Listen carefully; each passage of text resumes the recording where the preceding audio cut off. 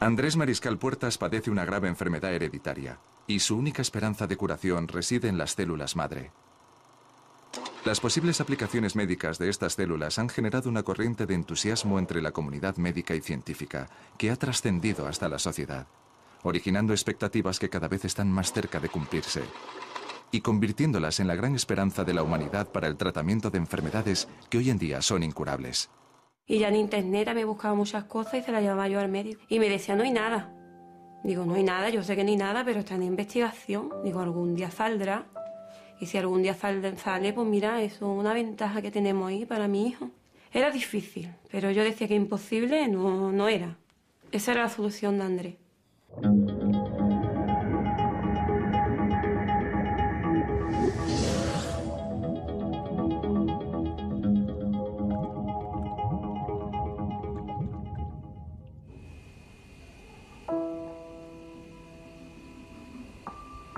Andrés Mariscal Puertas nació en Algeciras el 12 de marzo de 2002 y los 3 primeros meses de su vida transcurrieron con normalidad. Pues Andrés tendría cuatro meses y medio, cuando yo ya empecé a darme cuenta de que mi hijo no estaba normal, porque tenía muy mal color, lo poquito que comía me lo vomitaba y yo se lo decía a mi marido que yo al niño no lo veía normal. Entonces lo llevó al pediatra y a raíz de ahí lo mandaron al hospital, hicieron pruebas y al poco tiempo nos llamaron. Dice, puede ser que tenga una talasemia, porque tiene los rasgos así de una talasemia. Dice, vamos a empezar por ahí a hacerle las pruebas y a ver si es eso o otra cosa. Pero dio en el clavo.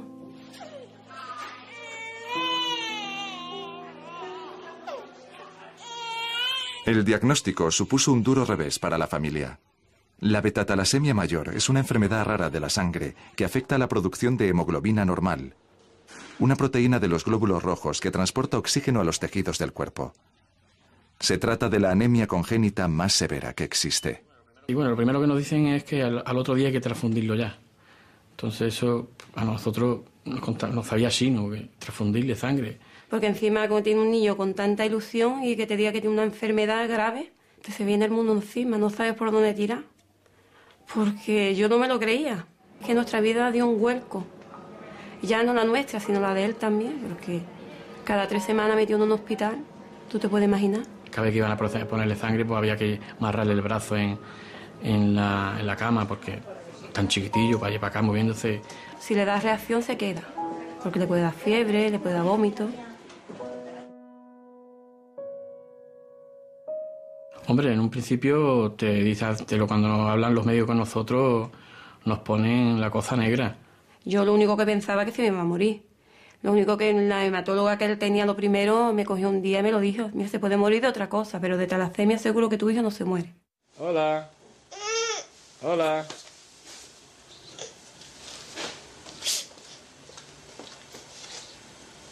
Mira el loro, Andrés.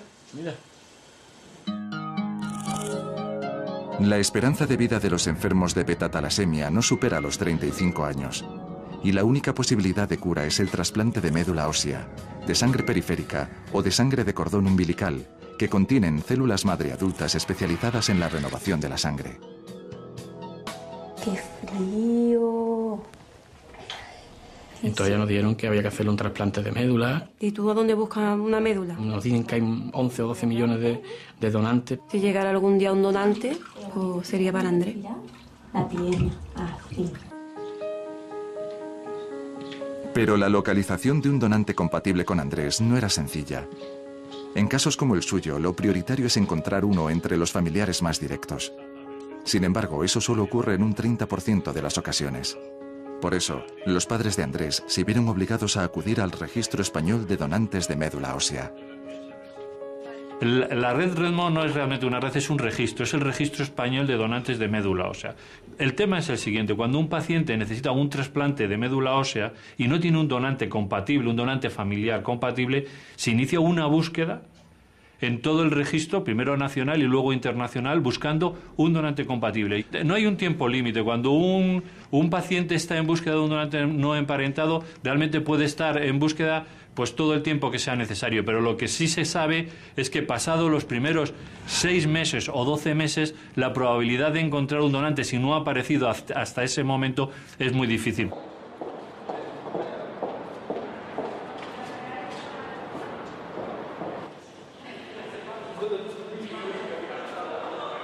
Las células madre son la materia prima de la medicina regenerativa, que busca reparar y sustituir tejidos dañados en el cuerpo humano, empleando mecanismos similares a los que utiliza el organismo de forma natural. Los avances científicos producidos en este terreno han provocado que todas las miradas estén puestas en los centros que investigan con estas células.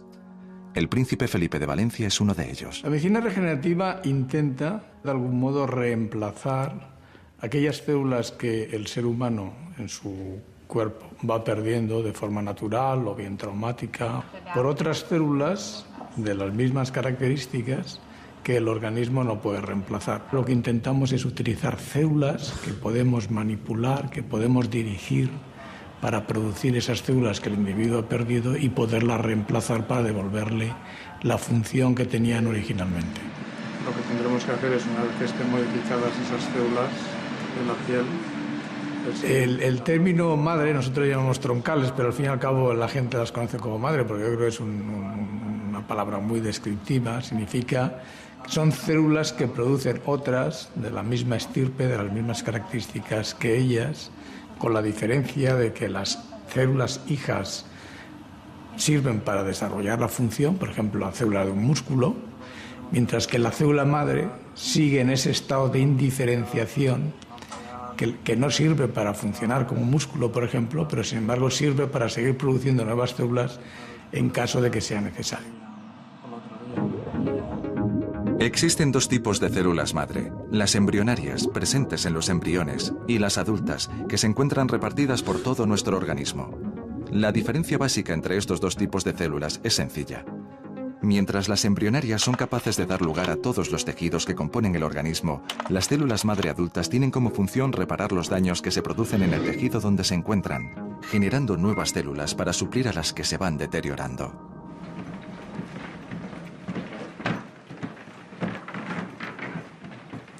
José Antonio Perea es el director de Innovación y Tecnología del Instituto Nacional de Estadística y lleva más de 15 años intentando solucionar un problema de salud que cambió su vida por completo. Hace cerca de 16 años empecé con un problema de una fístula, que lo clásico que piensas que es un problema menor. Y bueno, pues ese problema menor poco a poco se fue convirtiendo en un problema mayor. Imagínate una infección continua. Llegaba el momento en el que la fístula estaba abierta continuamente. Se cerraba, se volvía a abrir, y con pañales y con gasas y sangrando, y el miedo de que se te abriera en cualquier momento, de estás en una reunión, que empieces a manchar. Les faltaba entregar ellos unos informes que tenían que entregar. Sí, es importante que los entreguen, porque creo que es la documentación. En esos 16 años, continuamente, o sea, raro era el periodo mayor de 3 meses que estabas bien. Entonces te empezaba a afectar también en tu trabajo, te das cuenta que vas buscando salidas y te empieza a dañar órganos. Esa fiebre continua que ibas teniendo, décimas, y se te quitaban y luego otra vez décimas, antibiótico. Me han dicho que iban a traer otro equipo de esto ya con el 6.5, no sé si ha venido alguno. Vale. Y lo del material, en un viaje de trabajo iba a Sevilla, pues conversando con compañeros de trabajo, pues me comentaron que habían escuchado o habían visto en televisión que había un experimento que se estaba produciendo en La Paz, en el hospital. Y en ese momento, pues claro, yo dije, ¿qué es eso? ¿Qué es? Células madre. Pues empecé a ponerme en contacto, a intentar ponerme en contacto con el Hospital de La Paz. Pues esto es una idea de un grupo clínico que trabaja en el laboratorio. Estábamos un poco desesperados con una paciente que habíamos operado 5 veces, que tenía una fístula rectovaginal y era un drama personal. Y nosotros trabajábamos por la mañana en nuestro quirófano habitual y por la tarde en el laboratorio con células, más en investigación básica. Y un día, muy desesperados con esta paciente, pues cuando bajamos por la tarde al laboratorio, empezamos a pensar si esas células que estábamos trabajando en investigación podrían ser útiles para la paciente de arriba. Se hicieron experimentos en animales y cuando comprobamos que podría ser útil, pues entonces, avisamos a nuestras autoridades, pedimos los permisos pertinentes y se empleó. El doctor Damián García Olmo es el director de la Unidad de Terapia Celular del Hospital de la Paz en Madrid. Desde 2002 investiga las posibilidades médicas de las células madre adultas en procesos de cicatrización. Queríamos usar células madre procedentes de la médula ósea. Todos los grandes hospitales tenemos una forma de obtener médula ósea. Sin embargo, cuando planteamos esta chica a nuestro comité ético, encontró que la estimulación de la médula ósea podía alterar la medicación que llevaba la paciente y no nos dio permiso. Entonces, bueno, en aquel tiempo acaba de salir un trabajo donde se veía que había células muy similares a las de la médula ósea en la grasa. Claro, para un cirujano el acceso a la grasa es muy sencillo, con lo cual dijimos, bueno, pues cambiamos médula ósea por grasa, nos dieron los permisos y empezamos. Con la enorme suerte de que las investigaciones posteriores demostraron que la grasa tiene un 100 veces más rendimiento que la médula ósea en célula madre. Y enseguida tú le echas atropina y enseguida lo... O sea, la atropina es como la foscolina, hacen lo mismo. La atropina es un inhibidor de la acetilcolina.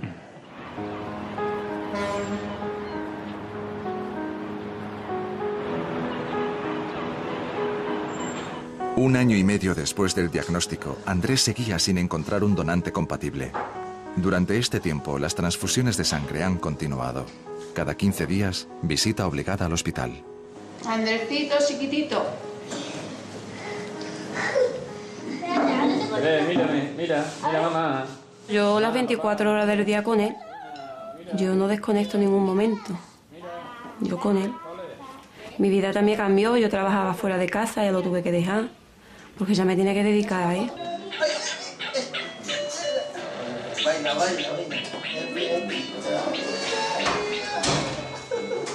El momento de que él se transfunde, que ese es cuando se le da vitalidad. Los colores en la cara, ¿no? Muchas ganas, más energía. Más ganas de correr, ¿no? Y de estar jugando. Porque, claro, lo que le faltaba era la vida, la sangre. Que es lo que él no producía. Lo poquito que hacía, pues se le moría. Mucho. Ah, bueno. Dile a mamá que te quite la caquita. No, caquita el culo no. ¿Por qué? ¿Por qué? ¿Por qué no? No. Ah. Hombre, él no decía nada. Él no decía nada, simplemente que nosotros lo veíamos. Lo veíamos que ya estaba farto. Desde que lo veía metido en el sillón, decía, Andrés ya no está bien. A Andrés ya le hace falta la sangre. ¿Qué quiere que papá te compre? Porque ya se veía que estaba más decaído, no tenía muchas ganas de jugar y mami se le notaba físicamente. Se le ponían unas ojeras enormes. Y es verdad, a los 2 o 3 días iba a transfundirse y iba muy bajo de hemoglobina. Las transfusiones de sangre conseguían paliar los efectos de la enfermedad, pero al mismo tiempo eran dañinas para Andrés porque le provocaban depósitos de hierro en casi todos sus órganos. ¿Estás sonando los mocos, Andrés? Para poner remedio a esta nueva situación, Andrés tenía que llevar una válvula conectada en la barriga que le ayudaba a expulsarlo.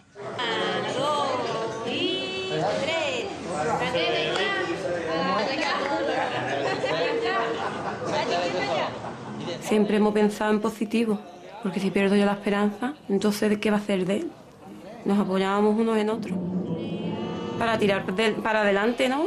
Porque él también nos viera a nosotros, que dice, pues mira, mi madre no, pues va mirando, ¿no? Para adelante, porque si no, yo siempre digo, algún día llegará, porque yo creo que en algún lado tiene que haber alguien compatible que sea con Andrés.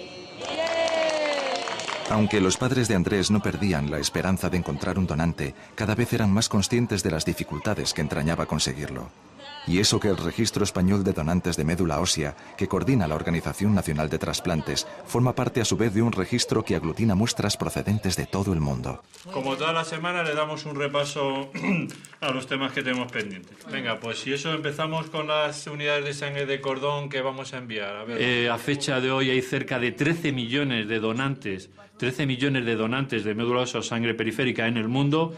Y hay cerca de 400.000 unidades de sangre de cordón en bancos públicos almacenados a disposición de cualquier paciente que necesite el trasplante. Pero esto es muy importante, esto no es suficiente porque todavía alrededor de un 40% de los pacientes que se ponen en búsqueda de donante no emparentado no se encuentra este donante. Y entonces ya solo nos quedaría que de la gente que se va haciendo donante o de las unidades que van entrando a los bancos coincidiera que alguna fuera con este paciente. Y eso realmente es improbable. Vale, muy bien. ¿Y de entradas de médula ósea, Beatriz? Pues tenemos 3 entradas, 2 vienen de Alemania. Las 2 que vienen de Alemania, una está destinada a Valencia y la otra a la Comunidad de Madrid. La persistencia de José Antonio Perea ha obtenido recompensa. Después de someterse a las pruebas médicas necesarias para evaluar su caso, la unidad de terapia celular del Hospital de la Paz le llama por teléfono y le pide que acuda al centro. El doctor García Olmo quiere hablar con él.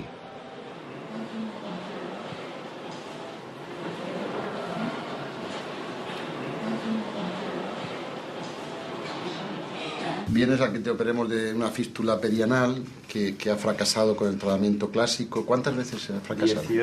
18 operaciones. Llevan 18 operaciones previas.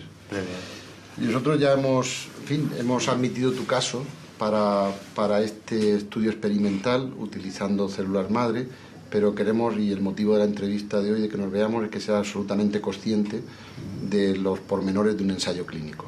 Estás en un ensayo clínico experimental en el que intentaremos curar tu fístula perianal y lo que queremos es utilizar nuestra tecnología basada en células madre. Pues básicamente nuestro trabajo consiste en hacer primero una liposucción. Te haremos una liposucción donde mejor nos venga, sí, en tu cuerpo. Obtendremos grasa.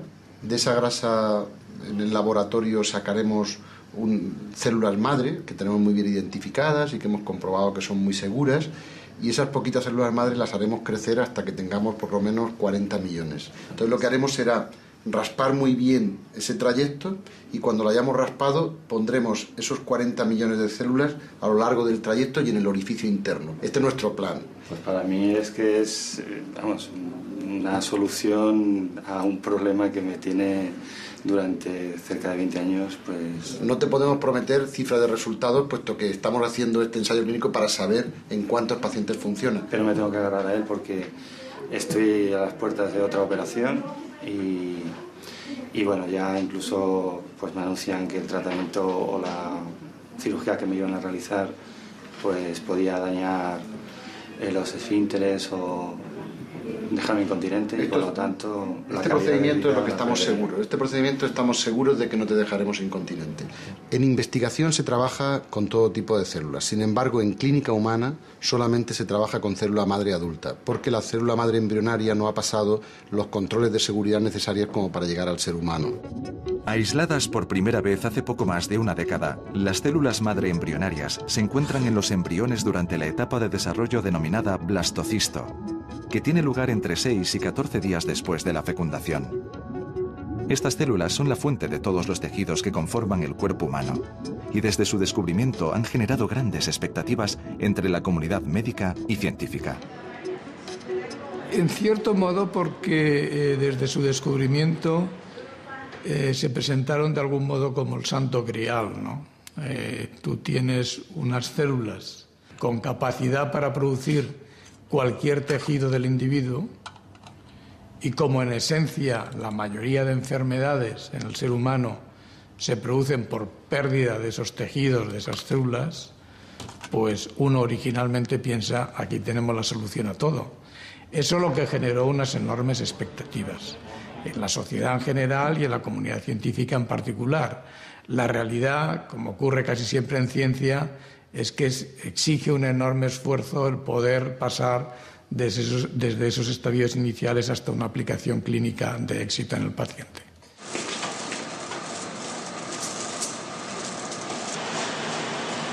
Aunque las aplicaciones médicas que auguran las células madre embrionarias son esperanzadoras, lo cierto es que de momento todas las investigaciones que se están realizando con ellas se circunscriben al laboratorio.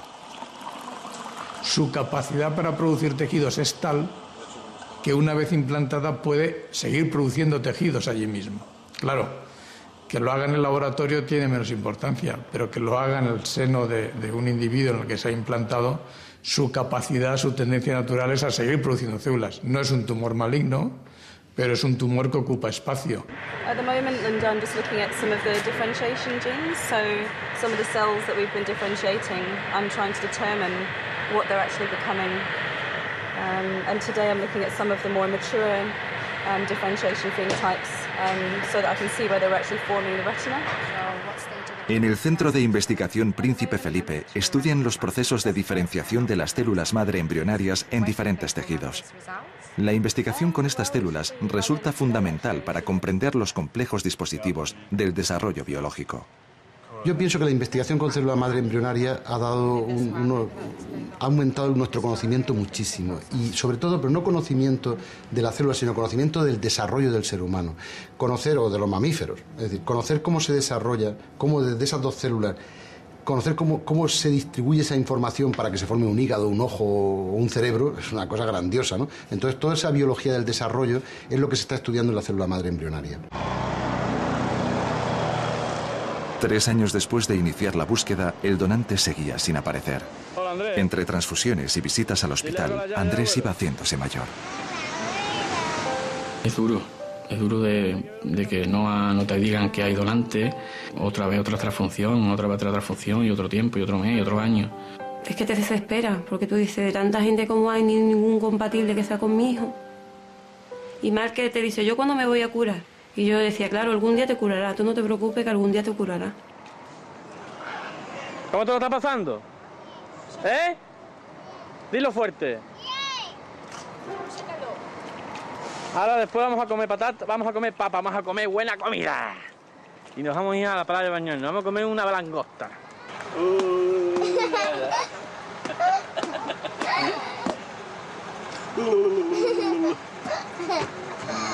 Sí, él decía, mamá, decía, mi amigo dice que yo soy muy lento corriendo. Le digo, no, es que hoy está lento, pero ya tú verás como mañana ya tienes más energía, tienes más ganas de correr, ya eres más ligero. Y siempre yo le decía cosía para que no se notara, siempre más retraído, como diciendo, soy más lento yo corriendo. Y la gana que él tenía de tener un hermano, porque ve a sus amigos, ¿no?, que tiene sus hermanos pequeños, y él me decía, mamá, ¿yo cuándo voy a tener el mío? Y yo, algún día lo tendrá. Digo, ahora no se puede, pero algún día lo tendrá. Pues yo no me podía arriesgar, porque me podía venir igual o peor. Es que ya no era ni vida para él ni vida para nosotros. ¿Y qué hacemos nosotros con otro niño enfermo? Es que no, yo a eso no quería llegar.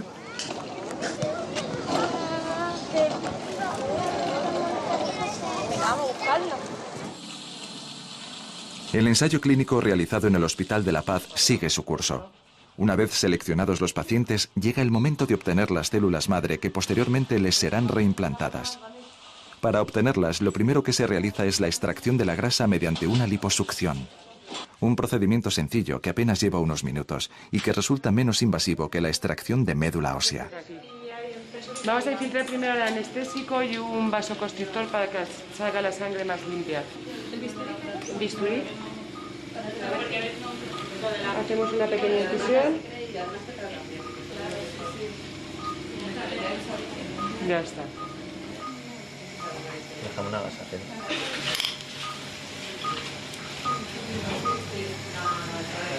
La grasa con la mezcla de vasoconstrictor y suero salino.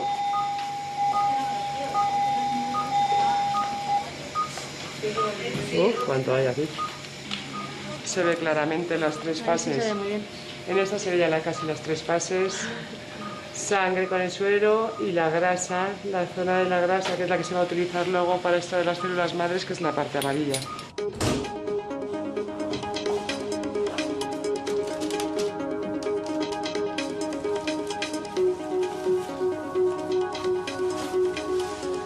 Una vez extraída, la grasa se envía al laboratorio donde se procede al aislamiento y cultivo de las células madre en lo que se conocen como salas blancas, que garantizan las condiciones de seguridad, control y asepsia que necesita el cultivo de estas células.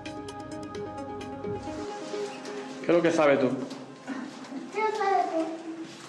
¿Dónde va con eso, Andrés? ¿Semáforo de mamá? ¿Y semáforo? Semáforo.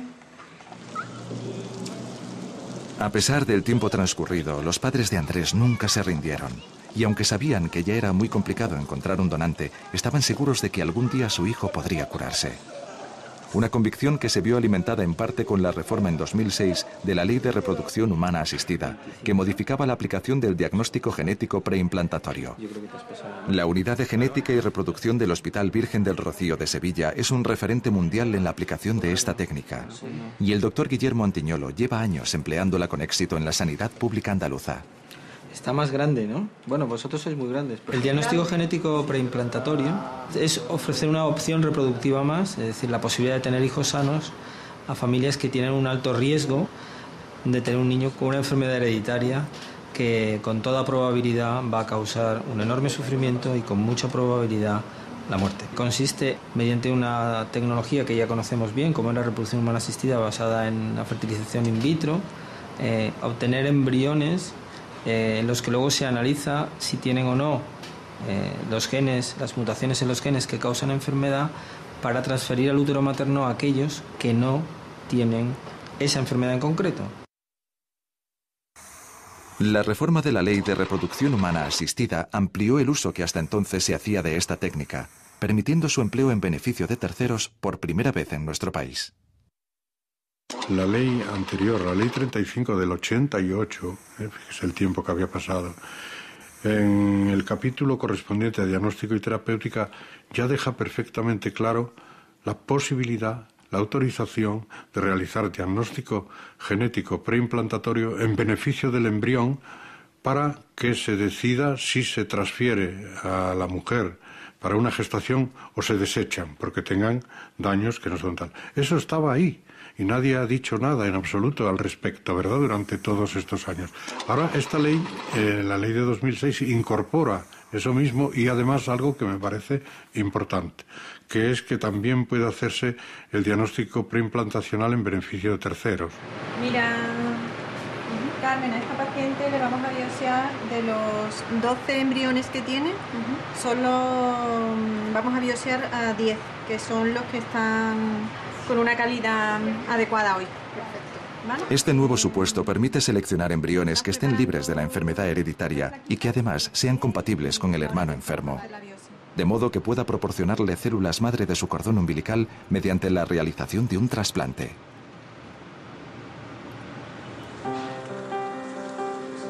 La posibilidad de aplicar esta técnica, que conlleva la destrucción de los embriones enfermos, levantó una gran polvareda en nuestro país.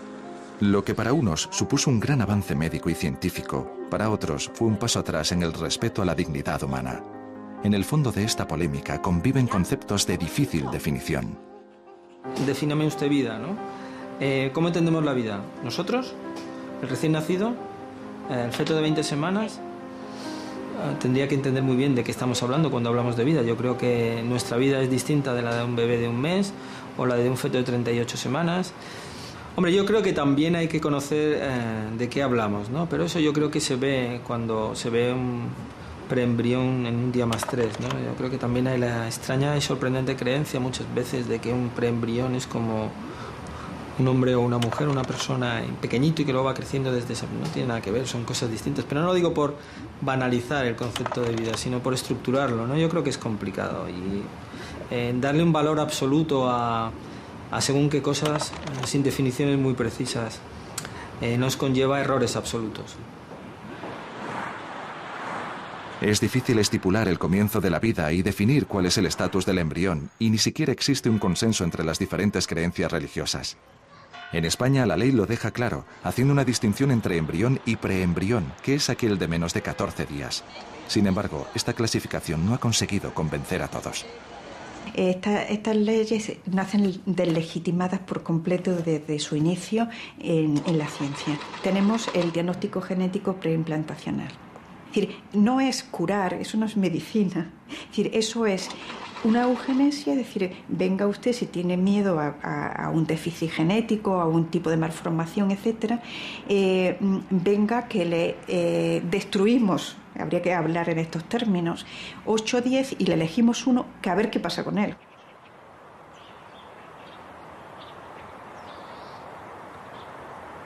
A nadie se le ocurre pensar que un profesional, que un médico, pues vaya a transferir a una mujer embriones que tienen enfermedades determinadas sabiendo que tienen esas enfermedades. Cuando alguien dice que esto es eugenesia, a mí personalmente me produce un cierto malestar.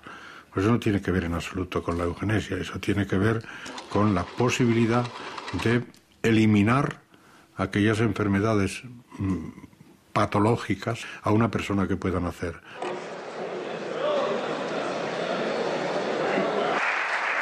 Muchas gracias, señora diputada. Plantea la generalización del diagnóstico genético preimplantacional con fines ilimitados, incluso distintos a la propia salud y viabilidad del propio embrión, sino con el objeto de ser donantes de un tercero.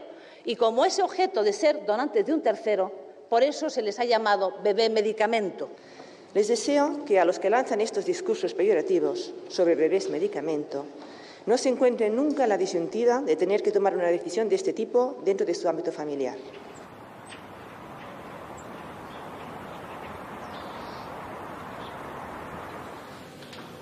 Todo cuerpo humano tiene un titular y, por tanto, la pregunta a la ciencia que se le puede hacer es ¿desde cuándo estamos en presencia de un cuerpo humano? Sea cual sea la respuesta, uno tiene que pensar que cuando está hablando de un embrión humano no está hablando de un embrión de perro. Y eso la ciencia sí muestra. Lo que no puede explicar es qué es y de dónde viene. Ahí sí que hay un conocimiento racional, con una iluminación, si se quiere, o una profundización por parte de la religión, pero es racional. Yo creo en el valor de la vida humana. Por supuesto, lo he aprendido de siempre porque tengo fe y creo que somos hijos de Dios. Un Estado confesional como el nuestro no puede de ninguna forma imponer criterios y creencias religiosas frente a los argumentos de la comunidad científica y, sobre todo, frente a los intereses generales de la mayoría de las personas. ¿Ya viene? Papá, ya viene. Y ya te digo, la Iglesia, yo lo dije, yo cada uno que opine lo que quiera, yo no me meto en cosas de nadie y que ellos no se metan en las mías. Pero el coraje que me da es que se tiene que opinar, pero cuando se vive. Ni nadie pasa lo que él pasa, ni cuando no pincha, ni cuando tiene fiebre, ni cuando él no puede ir a la calle a jugar. Eso nadie lo pasa él, ni nosotros que estamos, porque él lo pasa y nosotros lo sufrimos.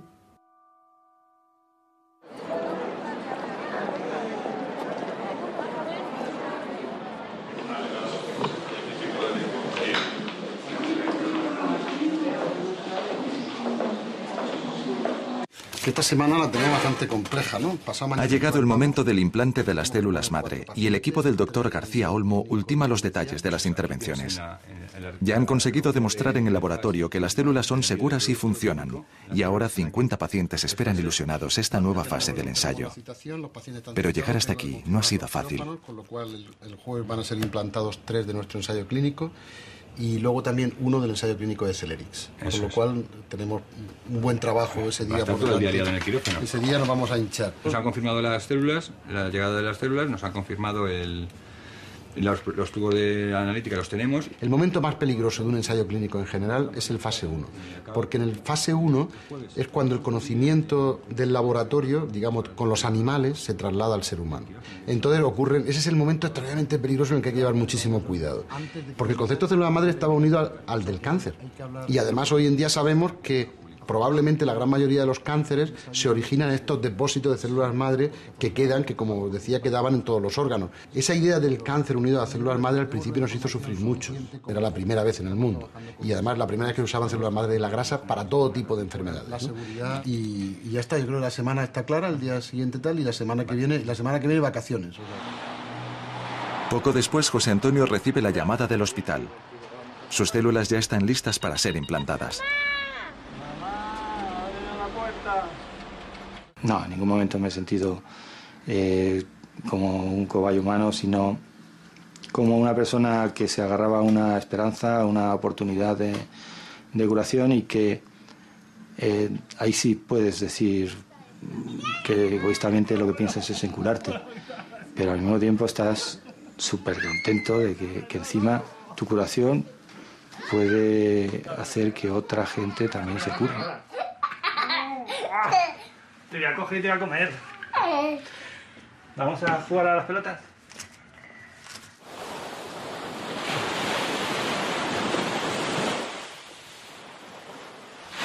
Después de la reforma de la Ley de Reproducción Humana Asistida y aconsejados por el médico que trataba a Andrés en Algeciras, la familia Mariscal Puertas entró en contacto con el doctor Guillermo Antiñolo y su equipo. Pues nos comentó cómo es el caso, ¿no? Que es difícil de que viniera un niño compatible con Andrés, porque eso había que buscarlo también, todo era... Era difícil. Es lo único que teníamos, había que agarrarse a ese clavo ardiendo. Y cuando me contó todo el proceso, salimos de allí, que yo decía, aquí no hay nada que hacer. Nos da tampoco de esto un 7, un 8% de que salga bien. Pero después tú recapacitas en tu casa y tú dices, pero al menos tiene un 7 y un 8. Antes no tenía nada. Pero nos da esta oportunidad de tener un niño sanito. Y encima viene compatible con Andrés, digo, ¿qué más se puede pedir?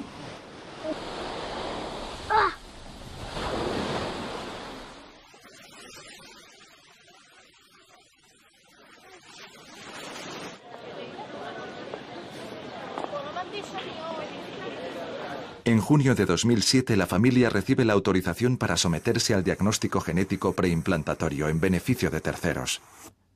El doctor Guillermo Antiñolo y su equipo se encargarán del proceso. Será la primera vez que esta compleja técnica se desarrolle íntegramente en España. Bueno, el caso de la familia Mariscal Puertas llegó como llegan otras. Tenían un problema clínico para el que no tenían solución. Ya sabían de qué estaban hablando cuando hablaban de enfermedad. Ya sabían perfectamente, conocían el concepto de sufrimiento y el concepto de lo que significa esperanza de vida. Sí, bueno, nosotros lo que hacemos básicamente es cambiar incertidumbre por expectativa. Y siempre que podamos además tratarlos y si es posible curarlos, lo que nosotros llamamos, o al menos yo, supervivientes inesperados. Y también ofrecemos siempre una información muy transparente.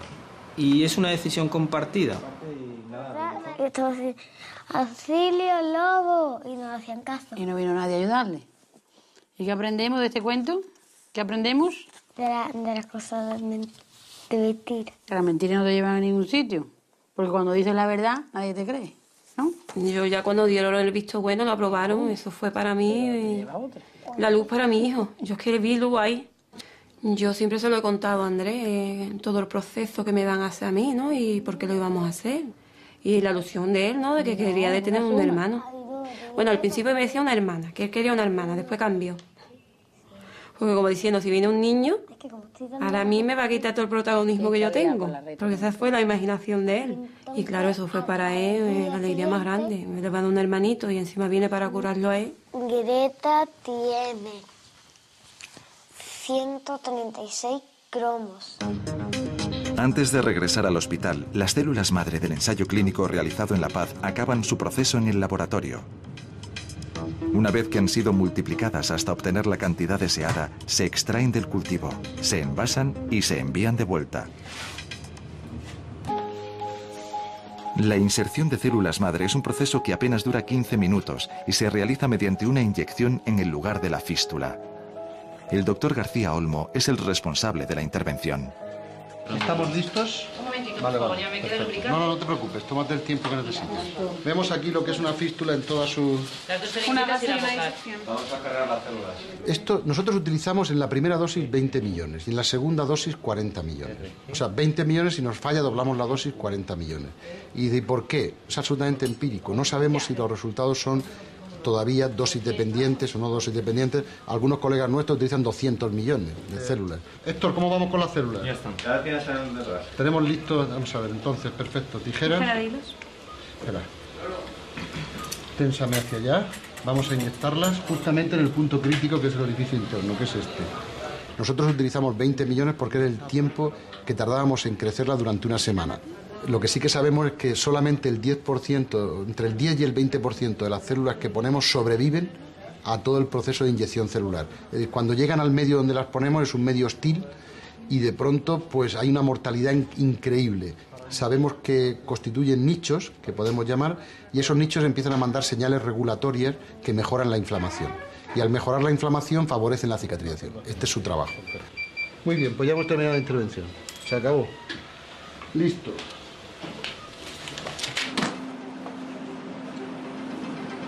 Un mes después de recibir la autorización, la familia Mariscal Puertas comienza el tratamiento, que se inicia con la estimulación ovárica de la madre, con el fin de obtener un número de óvulos suficiente.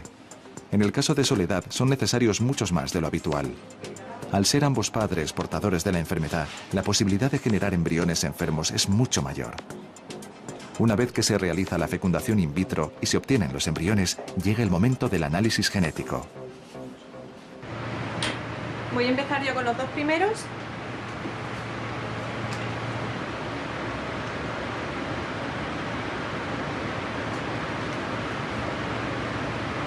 Les vamos a sacar 2 células a cada uno,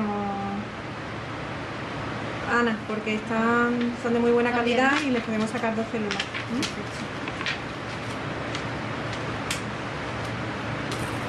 Ya tiene hecho el agujero con el láser, pues ahora se la sacamos ya sobre la marcha.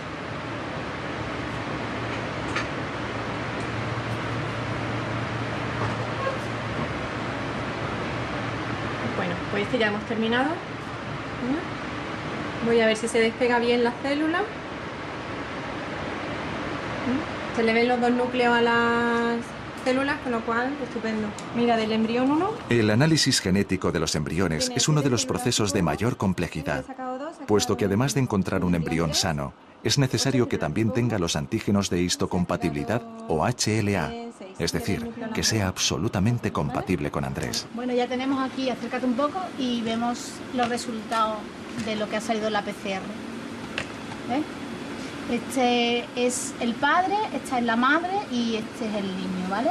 Entonces vemos que Andrés pues, ha heredado este microsatélite del padre y este de tamaño 184 de la madre, ¿vale? En el pico verde. Luego pues igualmente ha heredado el 131 de la madre y el 141 del padre.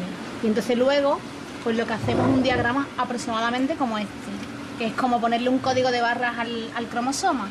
Entonces vemos que extrapolando Andrés, que está para la beta talasemia, Andrés ha heredado el cromosoma A del padre y el cromosoma C de la madre, que son los que tienen la mutación. Entonces ahora en el caso real del PGD lo que tenemos que buscar algún embrión que no tenga esta combinación AC para que el niño no se afecte. Entonces pues en el caso de HLA lo que tenemos que buscar es justamente al contrario, un par de cromosomas idénticos a los que tiene el hermano en este caso. Entonces pues igual con este estudio hemos visto que Andrés heredó el cromosoma A del padre y el C de la madre y entonces pues hemos buscado un embrión que sea absolutamente idéntico. Entonces esta es la complicación, que hay que buscar uno que sea diferente para beta talasemia pero idéntico para HLA. Meses después de la intervención, José Antonio recupera la normalidad. Durante este tiempo, las células madre han ido haciendo su trabajo y por fin la fístula ha cicatrizado. Técnicamente está cerrado, más que cerrado. Incluso pues los propios doctores dicen que se cierra además con mucha más fuerza. Tengo que seguir haciendo revisiones. Ese es el protocolo que tenemos con el hospital, pero bueno, al final siempre lo que me dicen los doctores es: estás curado, olvídate, porque hay algo que es psicológico, o sea, estás en cualquier momento y yo estar como estoy sentado aquí en esta silla sin moverme del tiempo que estamos, eso era impensable, o sea, yo tenía que estar moviéndome continuamente, cambiando de postura, con dolores. Y al final, pues estoy aquí sentado. Me siento orgulloso de haber participado en este experimento porque me ha curado. Y bueno, pues a partir de ese momento, pues mi vida cambió. Hola. Hola, ¿qué tal? Hola. ¿Qué tal? Nada, ¿Qué tal estás? ¿Ya estás todo bien? bien? Todo fantástico. Bueno, pues nada. Todo muy bien, muy bien, muy bien. Yo estoy las cositas, ¿no? Un éxito y todo bien. Sí, os traigo estos papelitos para hacer el todo ha ido NRP1, bien, ¿no? ¿es, no? Sí. Sí, todo ha ido bien, todo fantástico. Nosotros estamos trabajando específicamente en cicatrización. La fístula es un banco de pruebas. La cicatrización es la base de toda la cirugía. Es decir, si no cicatriza algo bien, las cosas no van mal. Los cirujanos damos puntos, aproximamos tejidos, cerramos las cosas, pero lo que al final pega es el programa de cicatrización del ser humano, y que comienza con la llegada masiva de células al foco lesional. Si a ese foco lesional le ponemos un plus de estas células que parece que señalizan bien, pues mejorarán las circunstancias. Entonces nosotros pensamos que si en la fístula perianal, que es el peor escenario posible de la cicatrización, funciona, esos conocimientos pueden ser exportados al resto de las especialidades quirúrgicas. Ya dormí. Dile, papá, hasta mañana que me voy a acostar. Ay, no hemos de estar para la cama, tío. Espérate. Han pasado 6 meses desde que la familia Mariscal Puertas comenzó el tratamiento y Soledad acaba de quedarse embarazada. De entre todos los embriones analizados durante el proceso, solo uno estaba sano y era compatible. Ojo, ese fue el mejor día para mí, ¿no? Que te diga que estás embarazada. Yo no me lo creía. Yo daba un salto de alegría y lloraba. Me salían las lágrimas a chorro. Bastante, mucha mujer dice, la pobre muchacha llorando, pero yo lloro de alegría, no lloro de otra cosa. Es que es una tranquilidad porque te dice que estás embarazada. El niño viene sanito. Y encima viene para cuidar a su hermano. Muy bien, en todo momento le hablaba a la barriga, le hablaba a su hermano. Él la ha llevado muy bien, con muchas ganas de que naciera. Pues venga, a dormir, ¿no? El catálogo de técnicas empleadas en la investigación con células madre cuenta desde hace poco con un nuevo procedimiento.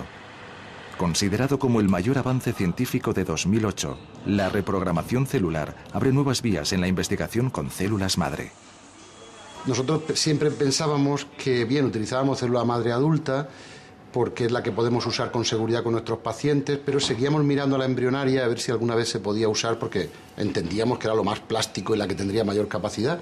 Sin embargo, en el año 2007, Yamanaka, es un investigador muy importante de Japón, describió que se podían fabricar células idénticas, absolutamente indiferenciables, de las células madre embrionaria a partir de cualquier célula del sujeto adulto. Técnicamente, la reprogramación celular consiste en manipular células madre adultas mediante la inserción de una serie de genes, que las transforman en células madre con las mismas características que las embrionarias, devolviéndoles la capacidad de evolucionar hacia cualquiera de los tejidos del cuerpo.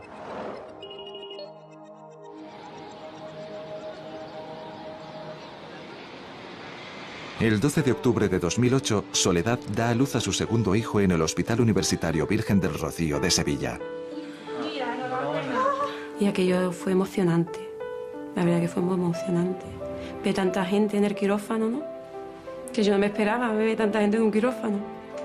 Pero fue muy bonito, eso jamás se olvida, ¿no? No se olvida cuando se tiene un hijo, pero más una cosa de esa, siempre te se queda grabado. Ah, te parece mentira, porque yo llegué a decir esto es mío. Porque yo no me lo creía. Muy bonito, muy emocionante, verlo tan guapo. Y con esa ganas que yo tenía, ¿no? De tenerlo. Bueno, yo no entré a ninguno, y menos en este no me dejaban. Pero que es distinto, porque allí aquello era una feria de médicos, para allá y para acá.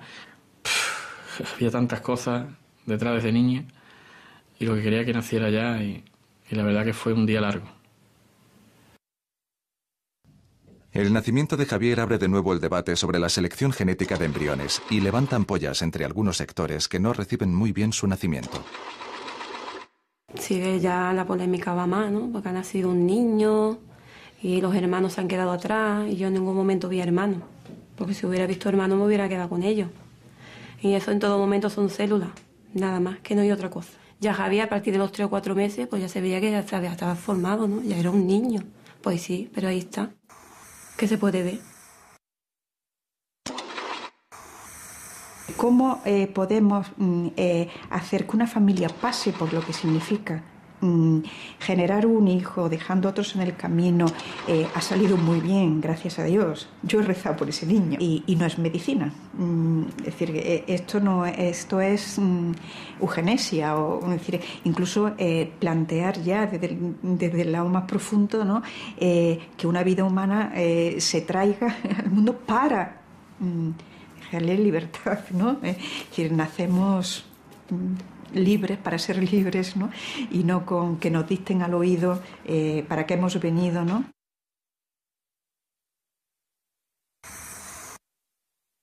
Yo personalmente se lo digo, como médico, como ciudadano, como padre de familia, el platillo de la balanza para mí me pesa el enfermo, más que el embrión, no es muchísimo más. Es decir, es que no tengo ninguna duda. Es más, perdóneme y que no se sienta molesto nadie. Es que creo que ponerse del lado de un preembrión de 3 días y no a favor de un enfermo con una enfermedad de esas características me parece que falta a la ética. Yo, cada uno que opine lo que quiera. Yo sé que si Dios no hubiera querido, mi hijo no hubiera estado ahí. Y ahí está. Y eso es porque Dios ha querido. Y nada más. Y con eso me quedo.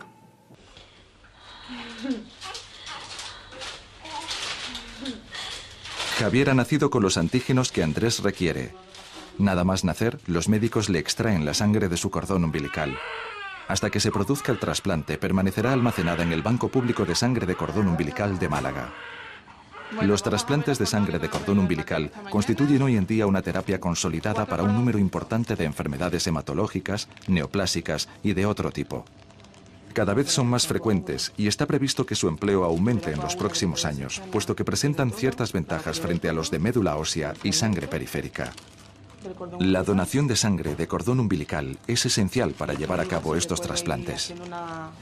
Una valoración. España es el tercer país en número de unidades absolutas y quiero recordar que el cuarto por millón de población. Es decir, España es uno de los países que más unidades de sangre de cordón tiene almacenadas. Y no solo eso, sino que nuestro ritmo de crecimiento es superior al de otros países. Estamos bien para que la muestra sea representativa de lo que vamos a coger. Porque el problema no es el número, el problema es la variedad antigénica. Es decir, a lo mejor de estas 40.000 unidades que tenemos muchas que es como los cromos, muchas repetidas. Y esas es solo el cromo el que vale. Es decir, lo que necesitamos es tener muchos tipos de cromos.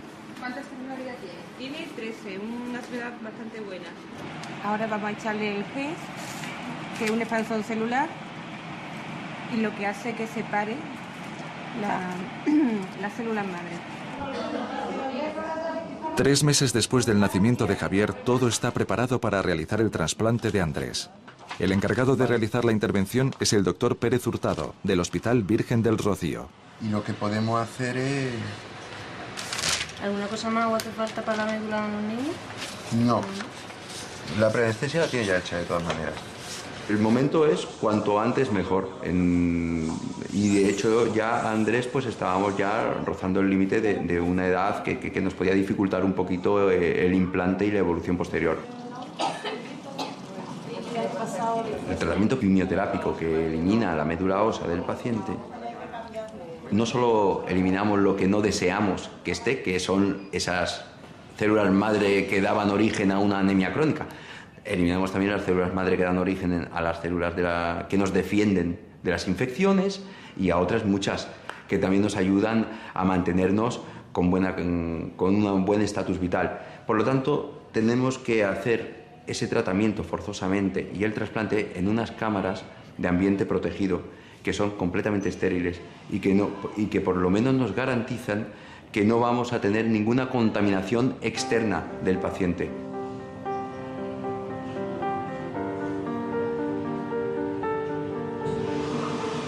Bueno, yo lo llevé pelado. Yo le metí la máquina al 1 para que no se diera después tanta impresión de tener pelo a verse sin pelo. Nos dijeron los médicos, si puedes pelarlo, lo pelas, y me pelé yo al 1 también y se peló él también al 1. Todo el proceso de atrapo con quimioterapia, 8 días de quimioterapia fuerte que estuvo, pero vamos, llevó el proceso muy bien. La verdad que la quimioterapia la llevó que yo esperaba, ¿no? Que como decía que daba tanta reacción, pero a él no le dio ninguna. Ni fiebre, ni vómito, nada. Sino dando bote en la cama como un loco. Entró con muchas ganas de hacerse su trasplante, que tenía ganas de curarse. Y yo creo que fue eso. Las ganas y la vitalidad que él llevaba, que no le dio reacción ninguna. Y había cambiado su vida, llevaba una sonrisa que yo nunca en mi vida se la había visto. ¿Podemos empezar?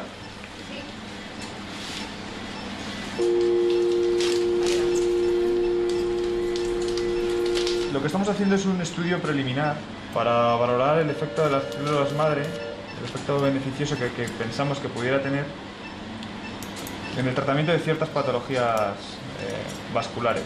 Creemos que muchas veces desde los laboratorios y desde el ambiente científico no hemos sabido comunicar bien las cosas. Una cosa es pensar qué pueden hacer, otra cosa son los resultados del laboratorio y otra cosa es el contraste científico en la clínica humana, que es muy difícil. Muchas de las grandes ideas que uno tiene y que funcionan en el laboratorio no aguantan el contraste del ensayo clínico. Le hemos provocado la patología que queremos arreglarle y ahora se la vamos a solucionar con un tratamiento con células madre. La ansiedad que producen muchas veces las noticias en los medios de comunicación en nuestros pacientes es muy grande y piensa todo el mundo que desde que se tiene la idea al día siguiente se va a poder aplicar. Hace poco la FDA, es el organismo regulador norteamericano de este tipo de ensayos clínicos, calculó que el tiempo entre que se tiene una idea de un medicamento nuevo, de un procedimiento nuevo, hasta que llega al paciente son aproximadamente 14 años. Y ese es el tiempo medio, que algunos serán 20 o 25 años. Muy bien, hemos terminado. 20.800, doctor Pérez Hurtado. Un mes después del trasplante, los médicos del Hospital Virgen del Rocío anuncian que la intervención ha sido un éxito y que Andrés se va a curar. El procedimiento que le ha salvado la vida es el primero del mundo que se realiza con éxito para tratar esta patología en concreto. Ya sabes dónde vamos, ¿verdad? Desde que se lo implantaron, iba estupendo. Por el día que pasa es que se le nota. Se le nota que es que ha cambiado, es diferente, es otro Andrés. A lo que era, a lo que es. Es que ha vuelto a nacer, pero con vida. Lo ha cambiado en todo. En el aspecto, ¿no? En la palidez que él tenía, las ojeras que él tenía, las ganas de comer, que no tenía apenas ganas de comer. Y a la hora de jugar, ¿no? Que ya no se cansa, ya eso no para, sube escaleras, te sube cuestas. Y antes le costaba. Y ya que no tiene que estar en la casa cuando ve que él se encontraba más cansado, ya que no se cansa. La medicina regenerativa se encuentra en una fase importantísima de su desarrollo y cada vez se está más cerca de trasladar los resultados de la investigación en laboratorios a la clínica. El techo de esta nueva rama de la medicina aún está por descubrir, pero enfermedades como el Parkinson, el Alzheimer, la diabetes o la artritis podrían tener sus días contados.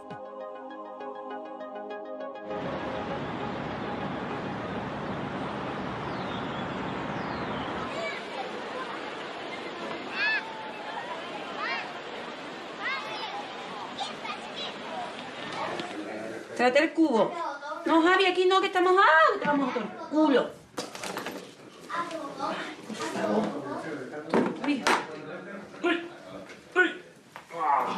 El año pasado por esta fecha estábamos nosotros pensando en cuando iban a ingresar. ¿Te acuerdas que nos dijeron? ¿O antes de la fiesta o después de Reyes? Vale, estás haciendo un lío. Mira, este por debajo largo, ya.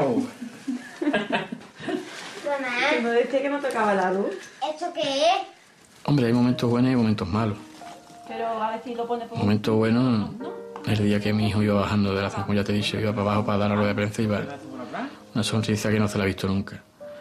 Y el momento malo, pues, el día que nos dicen que Andrés está malo, que tiene una enfermedad. Ese día fue tremendo. Mamá, Ahora no entiendo algo. a papá no le vamos a dar la galleta y la leche. Pues yo me quedo con el nacimiento de Javier, solamente. Yo lo de demás me gustaría olvidarlo. Qué bonito. Porque es bastante duro. Pero yo creo que nunca se olvida, ¿no? Se queda ahí, pero ya está. Y yo procuro no recordarlo. Y ya está. ¿Y qué más pedir? Sé que tengo dos alegrías. Y no puedo pedir más. Que ha venido a alegrarnos cada rincón de nuestra casa, ¿no? Ah, vale, listo ya. Anda, mira qué chulo. Anda, ¿tú qué? Lucy. Anda. A ver, Lucas, quítale. Pito. Ahí. ¿Y yo? ¿No tiene peito el hermano? ¿Y yo? Voy a comer un avioncito. Anda, pues ya se ha puesto largo Navidad. Ya está después de Reyes, si Dios quiere. Y llega a Reyes, vamos. Con este aquí.